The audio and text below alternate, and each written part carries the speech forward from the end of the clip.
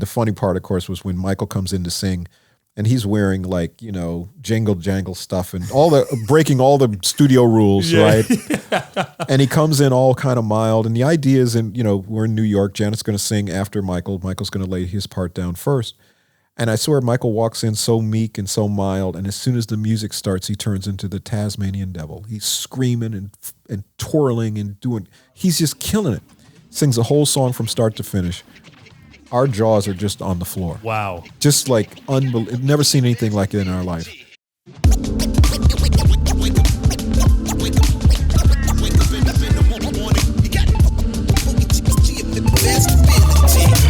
Let's go. What is up, everybody? Welcome back to the show. This is part 2 of the interview with Jimmy Jam.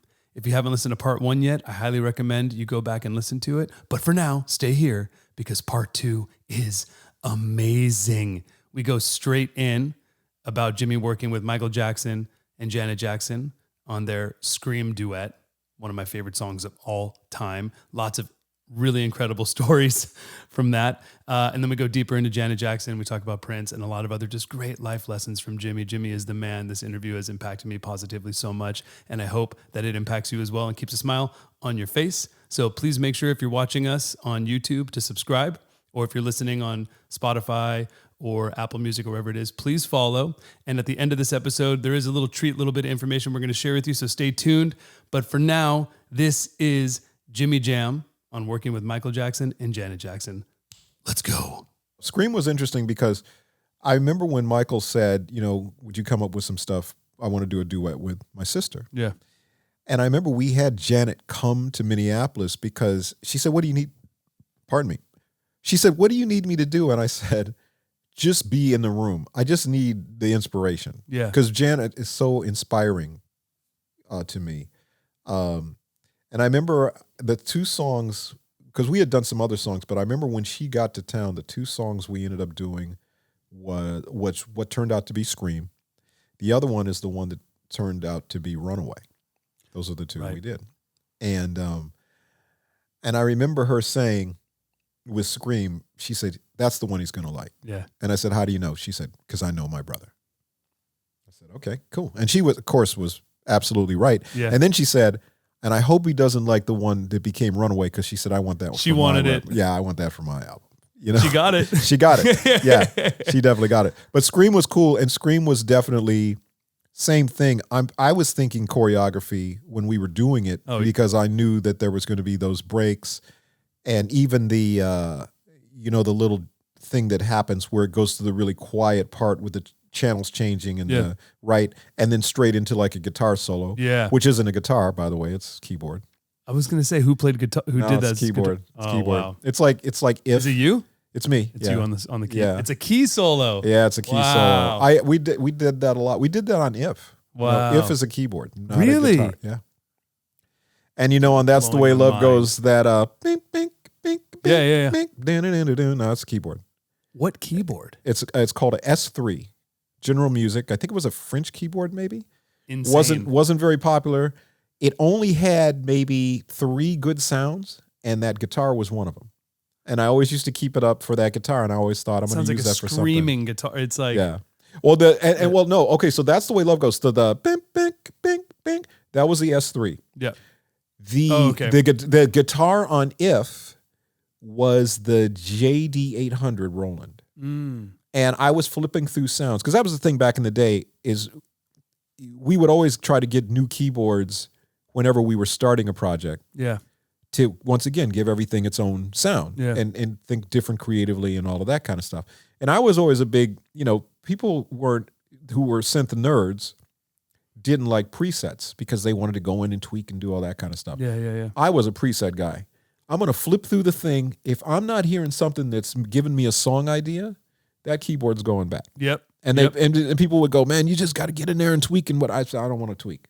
You're paying people to come up with great sounds. If they're not putting them on the presets, I ain't got time. Yeah. So I was going through the preset, and I don't even know whether it was called rock guitar or what the heck it was called. And I started playing it, and I loved it. And I just was like, oh, I love the way this sounds. Yeah. And so that's it, and all that stuff.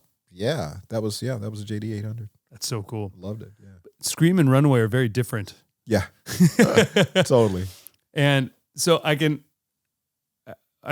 when Scream came out, man, the video and everything, like a video. I was on it was on MTV all day, every day. Yes. Wasn't it at the time like the most expensive video ever made? Or I think something too? I think it probably still is. Yeah, they're definitely not spending these days, but on that. But yeah, because it was one of those things where, it was a shoot that I think was supposed to be like a 3-day shoot. Yeah, that turned into like a 6-day shoot or a 7-day shoot. Crazy. And and you were there for the shoot? I was there. I was Switzerland. Wow. Oh my God. So Michael had his camp full of people, choreographers, managers, like a whole deal. Janet had her camp full of people. They each had these big, buses, like tour buses, trailer type things. And I remember when we got there, and it was me and my wife went, and I remember we were in the trailer, we're in Janet's trailer, and we're just kind of kicking it, knock at the door, do. Michael would like to see you in his trailer. Okay, great. I go to Michael's trailer. Michael's got some new video game, whatever the latest PlayStation or whatever it was at the time, right? So we're in there playing PlayStation, knock at the door, do. Janet wants you in her trailer. Okay, cool. And literally I was going back and forth. And the two camps really did not speak to each other. It wasn't that they were enemies or anything, but everybody had their own kind of crew of people. Yeah. Somebody had a birthday, and I can't remember who it was. And I remember that was the one time that everybody came together on the soundstage, sang happy birthday to whoever it was, and then everybody went back to their corners, right? It was the weirdest thing. But yeah, it was great. And I was like I was welcome in both camps. So I felt, very happy about that. Wow, because you're probably the one rare person where both Janet and Michael trusted your opinion. Yes. I guess so. And also your demeanor is so welcoming. I didn't have an axe to grind with anybody. Yeah. I'm kumbaya. I want everybody to get along. I want it to be a win-win situation. And also Mark Romanek, who directed the video, I just thought he was just the most brilliant guy. And he had such a vision for everything. And watching the way he would put the shots together was just amazing to me. Yeah. So it was a great experience, one that I really love. Okay, so you make Scream and Runaway in Minneapolis. Janet and Michael are there. But they're you just did the tracks. Right? Just did the track. Without them there. Yeah, we did. So we had Janet come up, and then the idea was we went to New York after, because Michael was in New York. Got it. So we flew to New York. Janet came up for the vibe for you to make those tracks. She came for the vibe. Yeah. We go to New York. We go to Hit Factory, was called Hit Factory. Yep. And we had, I think at that time, 6 tracks, I want to say, or 6 or 7 tracks that we had. And Michael just said, okay, play me what you got. And we played all the tracks. And then, and he played them loud.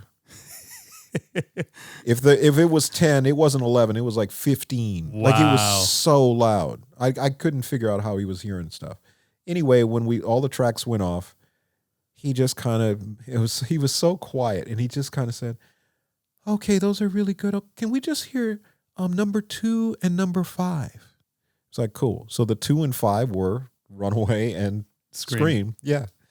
And anyway, we listened to both of them again a couple times. And he said, okay. He said, I think I really like this one here. And it was the one that was Scream. And Janet just looked at me and said, and I said, yeah. Told you so. You were right. Told you so. Wow. Yeah. And then did you immediately that night start cutting vocals? The next day we went to his apartment, or his condo or whatever it was actually in Trump Tower. And very interesting. Yeah. And so we went to his place, and he had the track. He already had kind of the skeleton of what vocally he wanted it to be. And so I don't know that you've seen the Janet documentary, but in the Janet documentary, there is some footage of in his apartment and them working on it together. I think I was actually maybe filming that. Really? I might have been filming that at that point in time. Yeah. Because I would always get a camera handed to me back in that day, and they would just go, capture, because they didn't want to have cameramen and all that kind of stuff. It was still ruin the vibe. Yeah. Yes. Yeah. So a lot of that stuff was always kind of self-done. Wow. But that was the vibe, and we got it to that point. So then the studio part was the funny part was So he had just gotten married to Lisa Marie at that point. And I remember my wife, who's also named Lisa, they were having a conversation. And I remember she asked Lisa Marie, what is it that you saw in Michael? And I remember her saying he was the kindest person that she had ever met. Wow.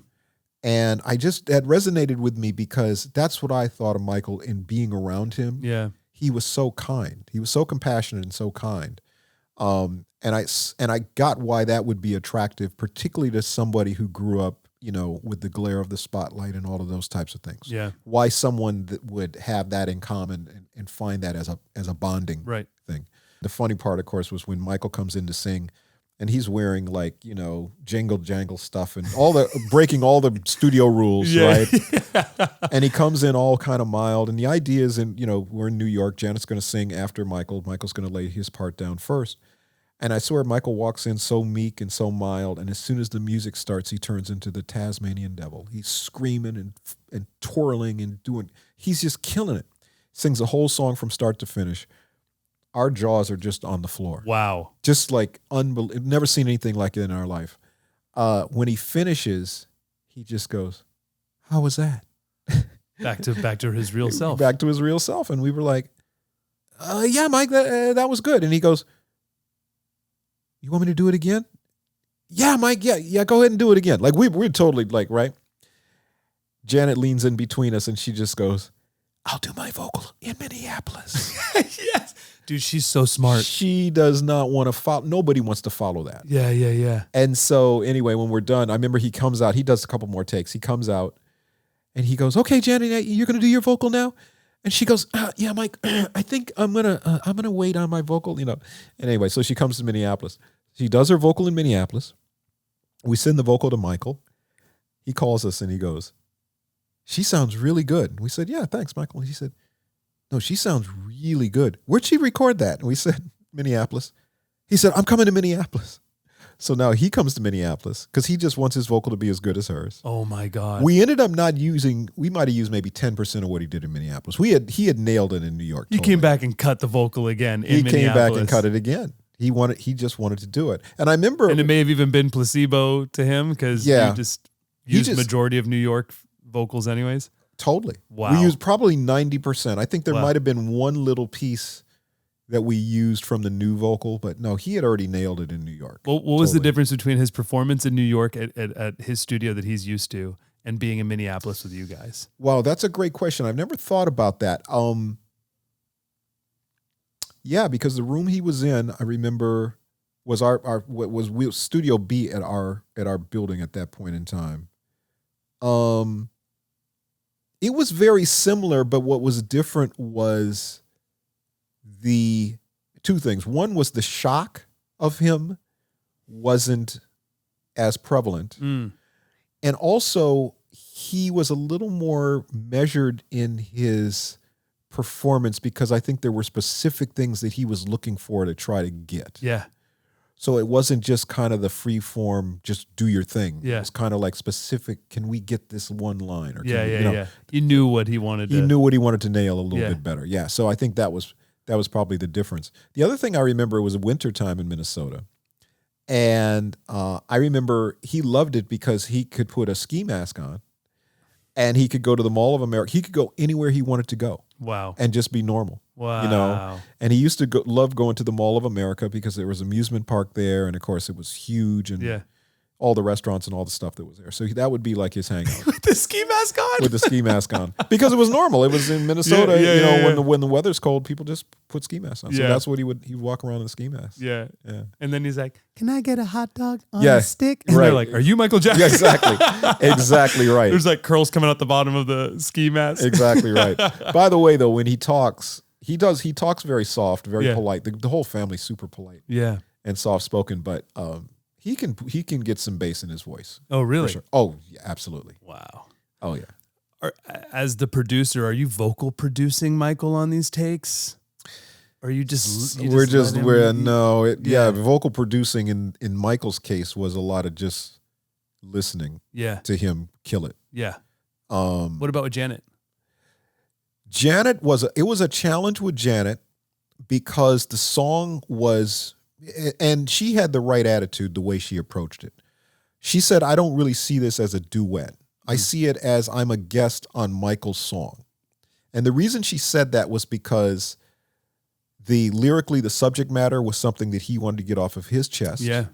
The key of the song was a key that was right where he would like it to be, but not necessarily where we would do it for her. You know, if we were doing it just as a Janet song, we probably would have done it in a different key. So she nailed the vocal. I mean, she killed the vocal, but it wasn't ideal for her. Is that why the bridge is so different? Yeah. To cater to her? Yeah, exactly. Just to give her, and to just, we like the idea of dynamics in a song, you know, because it just makes the, you know, it gives her something to sing that's a little different, but it also creates a texture that's different. Yeah. And we always like the idea of, even in the grooves that we wrote, if you took the beat away, you still would have a song. You'd still have a B section or a bridge, or you'd still have natural chord progressions. They went with everything. So how, once again, with you and Terry being partners for so long and going through so much together, how do you turn difficulty and difficult times into opportunity? Like, for example, with Prince, like with getting fired from the band. Yeah. But then your production career, that was really the door opener to your production career blossoming, right? Like, yeah. So I will go back to earlier that summer, or earlier that year, actually before we went on tour. So actually the year before. Morris knew that we were producing other acts and doing different stuff. Yeah. And he called a meeting before one of our rehearsals. And he said, you know what? He said, I suggest everybody figure out what it is that you want to do outside the band. He said, because this band isn't going to last forever. Wow. And he said, I know Jimmy and Terry are doing their production thing. He said, I'm going to take some acting lessons because I'd like to do, you know, more stuff on television or films or whatever. Yeah. And he said, but I suggest everybody figure out what it is that you want to do. And I always admire him. I tell Morris to this day, I admire the fact that he said that. He was very realistic about it. It wasn't like he never said anything. So when Terry and I went off and came to LA and we're like, oh, we're going to make some demos and we're going to try to figure some stuff out, Morris was totally supportive of it. Prince wasn't, but Morris was. And I always admired that about him. Yeah. And so I think that was the first thought. When the night we got fired, we had, so we had Just Be Good to Me, the SOS band. We were actually supposed to be mixing it over at Larrabee Sound. Oh, at Larrabee. At Larrabee. The one in Santa Monica. The original. The original Larrabee in Santa Monica. And, you know, once again, the liner notes. The only reason we know Larrabee Sound and we know Steve Hodge, who was mixing it, is because all the liner notes on all the Solar records, all the Leon Silver's third records, it was always mixed at Larrabee by Steve Hodge. And we were like, that's what we want. That's what we got to have, right? So that same day, Prince calls and he goes, meet me at Sunset Sound at 6 o'clock or whatever. And we were like, oh, man. We were kind of like, well, what do you want to do? And Terry said, well, time's our gig. Let's go do that. We figure we're starting another Time record or whatever. When we get there, the accountant's there. So now we go, uh-oh, I think we're getting fired. And they're going to give us our last check or whatever. But the accountant just walked by us and said, you guys have a good session. And we're like, okay. So now we're totally confused. So we walk into Studio C and there's a little room off to the side of it. Yep. And it's Prince, Morris, Jesse, me, and Terry sitting in the room. And we sit down. And we're kind of like, hey, what's up, blah, blah, blah. Are you talking about the lounge? The little lounge. The little lounge, yeah. Yep. So we sit down, and Prince goes, I told you guys not to produce outside acts. And you produce the SOS band. So you're fired. And I was like, okay. And I got up and walked out, right? So Terry tried to reason with him a little bit and like, you know, Prince, what are you talking about, man? Like, how is what we're doing affecting, you know, it's not like we're giving the sound of the time away. Like these records don't sound anything. Yeah. And he'd reasoned for him. So anyway, Terry comes out. Ego. And then we just were like, well, what do you want to do? well, might as well go over to the other studio and mix this record, right? So we walk in to Larrabee. Steve Hodge is there. We've never met Steve in our life. We walk in, and he goes, hey, nice to meet you guys. We said, nice to meet you, Steve. He goes, what's wrong? And we said, no, we just got fired from the Time. He said, what? And I said, yeah, we just got fired from the Time. He said, wow. He said, well, I don't think you guys have anything to worry about. He said, because this record right here, he said, this is a smash. And he hits play, and Just Be Good to Me with the Steve Hodge mix on it comes out the big speakers. And we were like, whoa. So to answer your question, we didn't have time to think and plot our game plan or whatever. Our game plan literally was going from Sunset Sound to Larrabee, hearing Steve's mix and knowing that, oh, well, we got a record here. We don't know what's going to happen. We did this. Now, there was a couple of, this will be very obscure to people, but those of you that are into Quinn Martin production shows on TV, there's always an epilogue, right? There's always a last little thing in case you missed it, right? At the end of those shows. And so the epilogue to it is, after we got done mixing the SOS Band record, Terry got a call from Jelly Bean. And Jelly Bean is probably the only person that Terry's known longer than me. Wow. The drummer. Yep. And he calls, we're at this little apartment we were staying at, and Jelly Bean calls Terry, and he says, hey, Prince wants you back. And Terry's like, what do you mean? He says, man, we're getting ready to do this movie, and Prince wants you back. And so he starts explaining the movie. You know, we're going to do this movie, and we're going to do this blah, blah, blah, blah, blah, blah, blah, blah, blah. And as he's explaining it, I'm looking at Terry, and I'm like going, sounds cool. That sounds good. So then Terry goes, what about Jam? And Jelly Bean goes, no, Prince doesn't want him back. And Terry goes, excuse my language, you tell that little motherfucker. Like, I swear to God, like if the phone almost disintegrated in Terry's hand, he was so pissed off. And I'm like going, no, it's cool, Terry. Go do it. I'll wait. Go make the movie. And it was just like, it was the thing that solidified us. Yeah. It was that moment that was just like, no. We're not going to do this. Yeah. And that was kind of that moment. So I say all that say he proved his loyalty to you and his care. Yeah. Not that proof was needed, but no, really, that was really the moment. Extra glue together. It extra glued it together. Yeah. And then the final little piece of this is probably about a month. So we go to the accountant the next week to go get what we think is our last check. So we go to the accountant and they give us our checks and they said, we'll see you next week. And we were like, okay. So the next week we go back and we get our check. So we don't know what's going on, but we're like, well, until they tell us we can't come, we're going to get our checks, right? Yeah. So anyway, we go to a concert at the Greek Theater. I think it was Shalimar, the Whispers. It was all the Solar Records act, Lakeside, all those acts, right? We're backstage. This guy comes up to us with a microphone. And he says, I heard you were fired from the Time. What's the bottom line? And he puts the mic in our face. We're like, what are you talking about?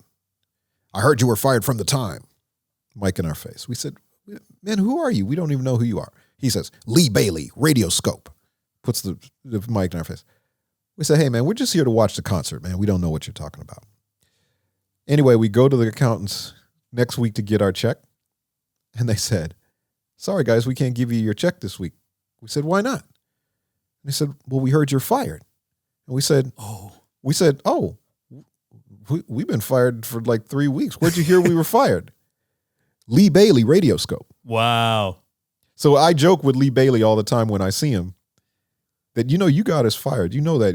You got us. We were getting paid until you put you that. Owe some money, Lee. Yeah, you owe us some money.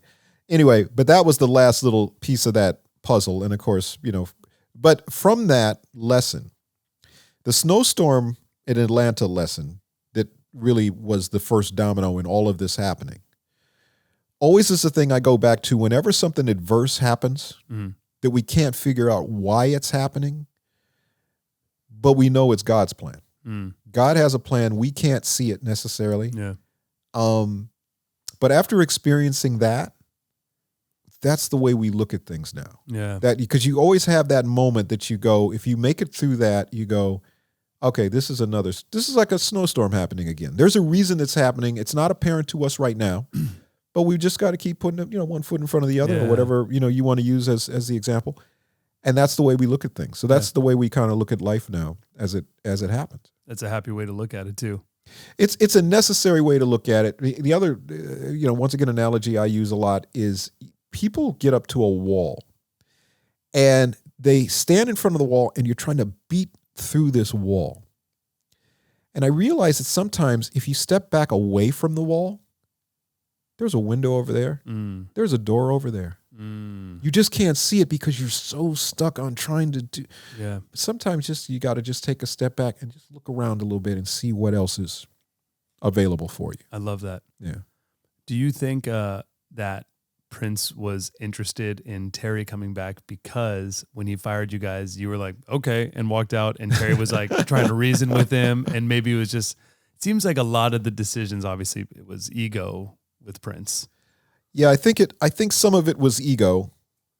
Ultimately, though, Terry and I learned that it's tough, or not tough, but you shouldn't criticize the boss if you haven't been a boss. And there were things Terry and I learned once we started doing our own business.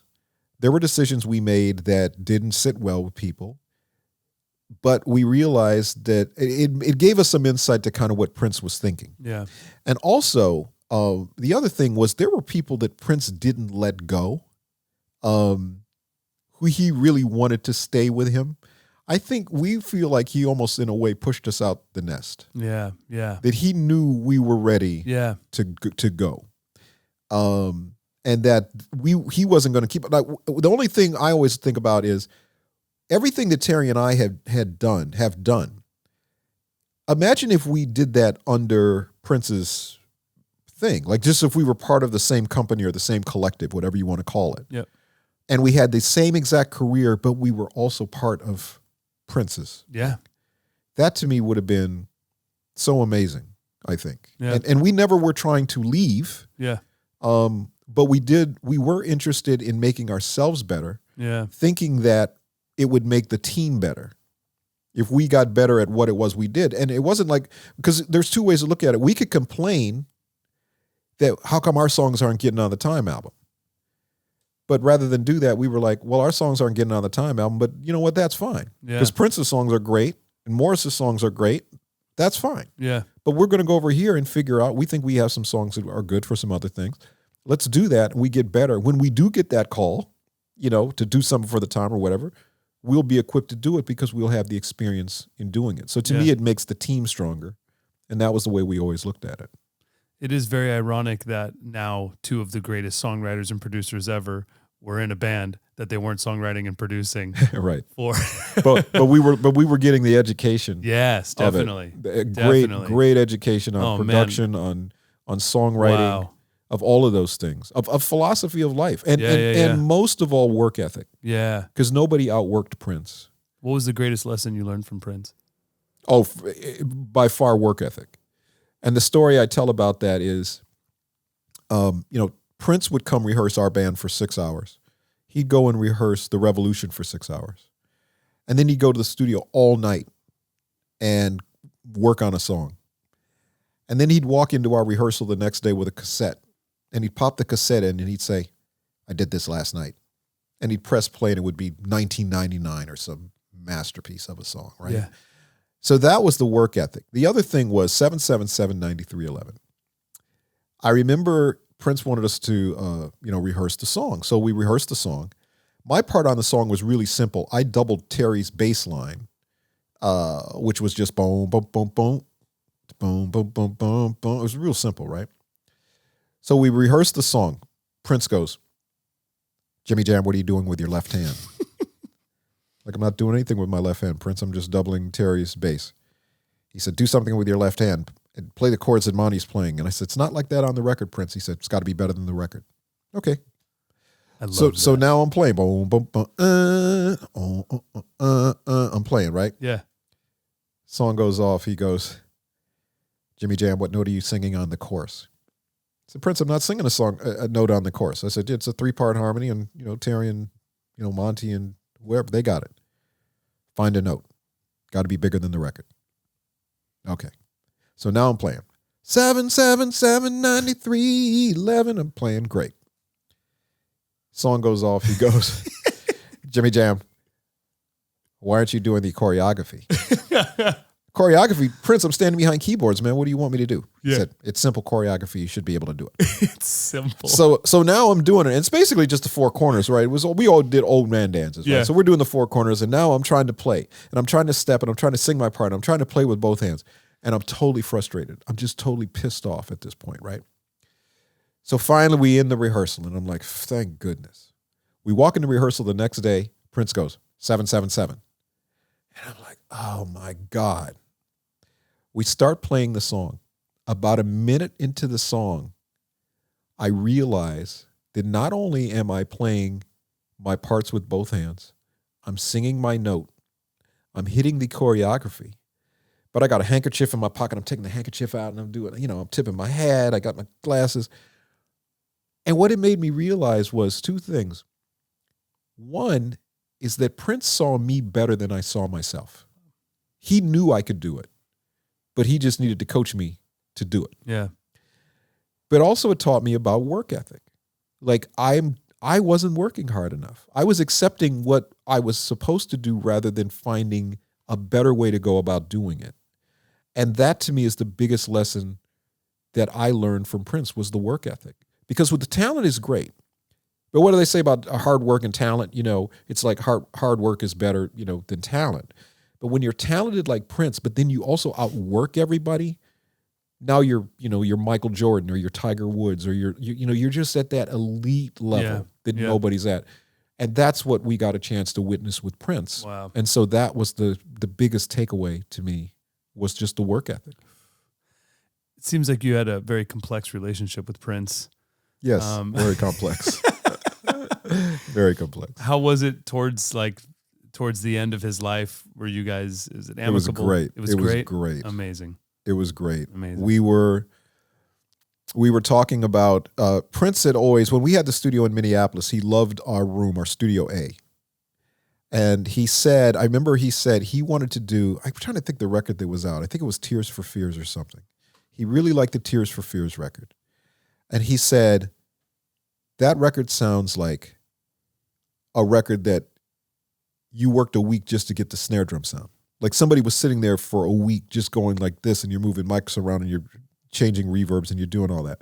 He said, I want to make a record like that. And because of course all of his stuff was very spontaneous. Yeah. It was a song a day easily, start to finish. But he wanted to take his time and really do a meticulous record like that. But he wanted to do it at our studio. And we said, Prince, you got it. Whatever you need. You want a year in the studio, whatever you got. Whatever you want, we're good. And then when we moved to L.A., I remember him and Terry were much closer than me and him were, and Prince were. And they used to have long conversations about stuff. But Prince always used to say to Terry, if you guys were producing me, what would you do? And Terry would always go, first thing we do is go to the vault. And we take all those records we had from like 82, 83 that we know all exist. They were supposed to be time songs. And we'll go do those records, and we'll do all those records that you've just kind of cast aside, And Prince would always laugh about that. But the fact that he was even thinking along those lines, we thought it was inevitable that at some point we would get together and produce a Prince record. Wow. With him, in conjunction with him. And that's the thing that never happened, and that's the thing that's, regrettable. But it taught me not to leave things unsaid to people. If I hear something, particularly, I don't mean this in a negative thing because I don't like to be negative and I don't like to criticize people. But when I hear something I really like, I'll DM somebody right away, and I'll go, I love this. This is what a lot of times I don't expect to get a DM back because a lot of people don't check DMs. But I've made a lot of great relationships with people just saying to them, I love this record or I love what you did here. Yeah. I just want to let people know, particularly when they're doing something good. And I want to make sure I always put the same amount of energy into praising something that somebody would put into criticizing something. Yes. There's people on social media, I swear to God, that follow people that they don't like. Yeah. so that they can talk about them. Yeah. And I swear that's so foreign to me because it's like, why am I following somebody I don't like? I don't have enough time to follow the people I do like. Yeah. Why am I doing just to criticize somebody? Yeah. I don't get that. Spending the time to publicly write something negative. Yes. I don't, Yeah, I really, I don't get that. So I always try to make sure that I show the praise and people. I was talking to Rodney Jerkins the other day, and I remember back in the day, long ago, when he did Share My World, Mary J. Blige. Yep. I remember hearing that song, and I was like, who did this song? And I called Lul Silas, rest in peace, Lul, who was involved with the record back in that day, and he said, oh, it's Rodney, this guy Rodney Jerkins. He said, I'm in the studio with him right now. I said, put him on the phone, because this is before internet and all that. Yeah. And I just said, hey, man, I said, I just want to tell you that song is absolutely amazing. And it was funny. So when Rodney got really hot, he got into this thing where all of his songs were 2 chords, right? Whether it was If It's Not Right, It's Okay, The Boy Is Mine. Yeah. Like he did it, and they were all just 2 chords. And I went up to him one day and I just said, Rodney, I know you know all these chords, man. What happened to the chords? He said, no, man, but this is working right now. I said, no, I get that it's working right now, but trust me, give me some more chords, give me some more chords. And he did. Like he expanded his scope a little bit. But I just, once again, I've always been like that. I just don't like to leave things unsaid to people, particularly when you want to let people know how much you admire their work. And Rodney's amazing to me. Amazing, dude. Yeah. New subject. Very personal question. Okay. It reflects my life right now. How did you change from your 30s to your 40s? Wow, I got to remember. I don't really remember changing, although I do remember my wife threw me a really great 40-year-old birthday party. Yeah. Up in Minneapolis. And I remember I went golfing that day. It was back in my golfing days. I don't golf anymore, but when I was golfing. And when we came back to the house, she just said, I'm going to do a party for you. I'm just letting you know. The people that are going to be there are just going to be people who you'll love to see. And literally it was like all the sports guys. It was like all the Minnesota Timberwolves, KG, and like all the, Chauncey Billups, and like basically everybody who I, love because I went to see the Timberwolves play basketball all the time. A bunch of the Minnesota Vikings, a bunch of the Minnesota Twins. Like literally it was just this party that she threw, and everybody that walked into the door, I just was like, oh my God. Like it was just the most amazing thing. So that's how I remember getting into my 40s. The other thing that happened in my 40s that, once again, my wife was very astute about was I started being asked to be on boards of companies. Mm-hmm. And I said, why do I want to be on a board of a company and whatever? But I had mentioned to her when I turned 40, she said, what do you want to do now? Like, what is your next thing? And I said, I'd like to be some sort of like music ambassador type person. I'm not sure exactly what that means, but I just feel like, I don't know. I love music. I love telling the stories about music. And I just think that there's something there, right? So I remember when I got asked to be on the board of the Recording Academy. And I remember I was kind of like, yeah, I don't know what I want to do. I don't know whether I want to do that. I think I was asked also to be on the ASCAP board. And I was like, no, I'm not sure I want to do that. And my wife said, you're 40 years old. That's what you're supposed to be doing now. And she said, and remember the thing you said about being like a music ambassador? Maybe that's the path. Yeah. And so, of course, she's smarter than me. So I was just like, okay, you're right. And of course, I became chairman of the Recording Academy. I also had Clarence Avant's advice. Yeah. When ASCAP invited me into the boardroom, I called Clarence and I just said, Clarence, how do you feel about that? And he was very honest. He just said, you know what? He said, there's none of us in that room, meaning black people. Yeah. He said, when you get invited to that room, he said, you get in that room. Go to that room. And it was the same thing with the Grammys. I remember I called him a couple of years later and I said, hey, Recording Academy wants to be on the board. He said the exact same thing. Yeah. He said, there's none of us in that room. Better get in there. Yeah. So I've had the opportunities because of people encouraging me and pointing that out, that it's a special a privilege to be in those rooms and to then bring other people into those rooms. I remember looking at the table and thinking there's no women in the room and there's no black people in the room, Yeah. And I remember I brought in, one of the things the Recording Academy does, which I love, is they charge you with mentoring somebody to bring in. Yeah. So I picked MC Light. Nice. Because she was female, she was hip hop. There was no Yeah. hip hop at the table. And she became the chapter president of LA. She became a trustee. She's now the voice of the Grammys. Amazing. But that was her path, was me bringing her in. And the opportunities to do that are so important. Yeah. And I never take them for granted. So I would say that's the transition, is recognizing those things. Clarence said to us, he said, what are you guys going to be doing in 7 years? This was when we were in our 30s. And we said, making hits. He said, no, besides that. He said, you're going to get involved with politics. You're going to get on boards of companies. What are you going to do? And I never thought about it like that, but he planted those seeds. Man. So that to me is what it is. And so it's what you're already doing it. You're using your platform to elevate creatives. So that is what it is. So now it's just furthering your reach now as you get more wise about it. You get more connected to it. You get more believers in what you're doing. And you just continue on that path. You just are wiser. It makes you will see things that weren't clear to you in your 30s. They will be crystal clear to you in your 40s. And you also begin to realize that you have less years ahead of you than you have behind you, which gives you a different focus to me. Terry and I are very focused on, the next 5 years and what we want to do and where we want to leave music in our lives and what we want to do to affect those who are making music in the future, So it just kind of defines itself. It's a nice 40s were great. I will say. I thought 40s were great. I'm hyped. Yeah. Let's get it. No, absolutely. Absolutely. Well, this has been amazing. Thank you for the knowledge I'm soaking up from you. And I think people are going to really, really, really enjoy this. I hope they do. I hope it's been a great conversation. And once again, man, I love what you're doing. I love that somehow my name is involved with it's baked into it. It's baked into I probably owe you a check too. Just using that word. Yeah. Okay. You heard it. If we got to check some trademarks. Yeah. I got a couple of them. Maybe we could trade trademarks. There you go. Can we see the studio? Yeah. Absolutely. Can we record it? Sure. Oh, absolutely. Man. Yeah. It continues. Yeah. Jimmy Jam for president, everybody.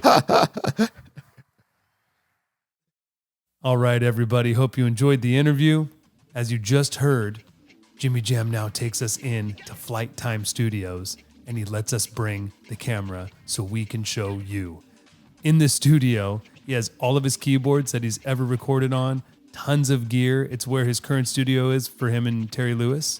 It's an amazing place. He even shows us how he plays a lot of his iconic key parts. It's quite amazing. So in order to watch this, go to the Jammcard YouTube channel, Jammcard, and subscribe. Now, if you're watching this right when the podcast comes out, you're going to have to wait a week. But if you're watching this in the future, you can go and watch it right now. So head on over to the Jammcard YouTube channel and watch the walkthrough of Flight Time Studios hosted by Jimmy Jam. Let's get it. Hope you're loving the show. Hope you're having fun. Make sure to subscribe to Go With Elmo on YouTube, on Spotify, Apple, wherever you're listening. Much love, and we'll see you next time.